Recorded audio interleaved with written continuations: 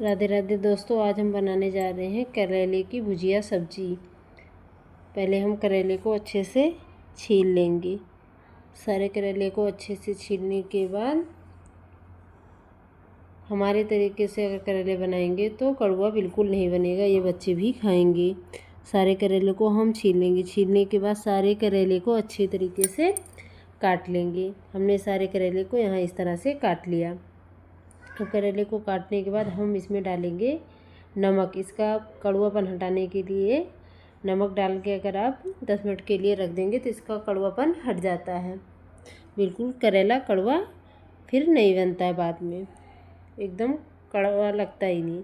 अब चलते हैं दूसरे प्रोसेस पे।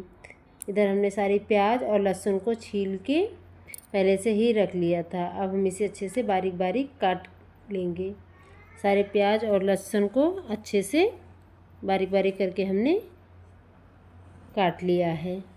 हमने जितना करेला लिया उतना ही लगभग प्याज लेंगे। अगर आप हाफ़ केजी करेला लेते हैं तो कोशिश करिए हाफ़ केजी, अगर नहीं है तब भी तो आप 400 ग्राम प्याज ले लेना। इससे करेले कड़वे नहीं बनते हैं। अब हम चलते हैं दूसरी तरफ। करेले को अच्छे से हमने कर लिया है वॉश, क्योंकि हमने इसमें डाल दिया था नमक, तो इसलिए अब इसको धो लेंगे। कुछ इस तरह से हमने हर सब चीज़ को काट के रख लिया है। अब चलते हैं हम दूसरी तरफ गैस के लिए। गैस पे हम रखेंगे कढ़ाई। उसमें अब हम डालेंगे सरसों का तेल और मेथी का दाना, तड़के में जीरा, दोनों ऐड करेंगे। आप किसी एक चीज़ को ऐड कर सकते हैं, लेकिन मैंने दोनों चीज़ डाल दी है। आप चाहे मेथी डालें चाहे जीरा, हमें दोनों पसंद आता है तो इसलिए हम दोनों डाल दिए हैं।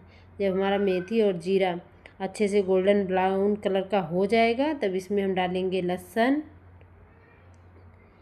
अच्छे से इसको चला देंगे। उसके बाद तुरंत इसमें ऐड कर देंगे प्याज।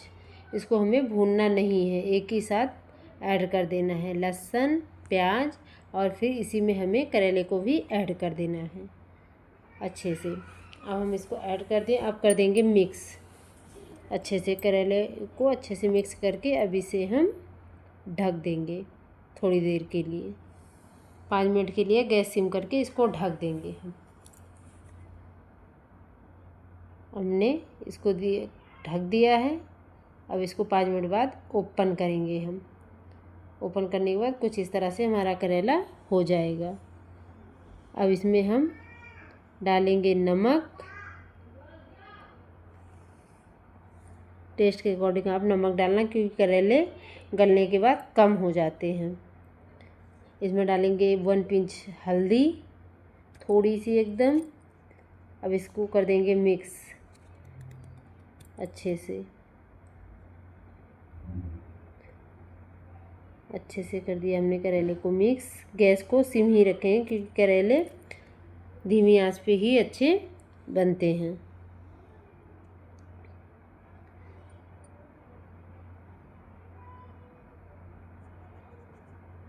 अब इसमें हम डाल देंगे लहसुन की कलियां। थोड़ी देर बाद जब हमने ओपन किया तब हम इसमें डाले हैं आम की कलियां। अगर नहीं है आपके पास तो सॉरी, मैंने लहसुन की कलियां बोल दिया था, बट ये आम की खटाई है। अगर नहीं है तो आप आमचूर पाउडर डाल सकते हैं। अगर आमचूर पाउडर नहीं है तो आम के सीज़न में आप कच्चे आम भी काट के डाल सकते हैं। अब इसको हम देंगे ढकने। कुछ देर बाद हम इसे 10 मिनट बाद फिर ओपन करेंगे। कुछ इस तरह से हमारा करेला हो जाएगा। अब इसको हम अच्छे से चला देंगे। अच्छे से चलाने के बाद अब हम इसमें डालेंगे एक मसाला जो हम पहले से बना के रख लेते हैं। धनिया, सौंफ, कलौंजी तीनों को भून के पीस के पहले से ही मैंने रख लिया था। अब इस मसाले को डालेंगे और इसको अच्छे से कर देंगे मिक्स। अब हमें ओपन ही कढ़ाई में इसे 10-15 मिनट तक इसी तरह भून लेना है। अब इसको हम अच्छे से भून के थोड़ी देर के लिए अब ढक देंगे। ढकने के बाद अब हम इसे ओपन करेंगे। ओपन करने के बाद कुछ इस तरह से हमारा करेला बनके तैयार हुआ। बिल्कुल कड़वा नहीं होता है, एकदम अच्छा टेस्ट आता है। चाहे बच्चे भी खा सकते हैं, बच्चे भी खाते हैं बड़े अच्छे प्यार से। कुछ इस तरह से तैयार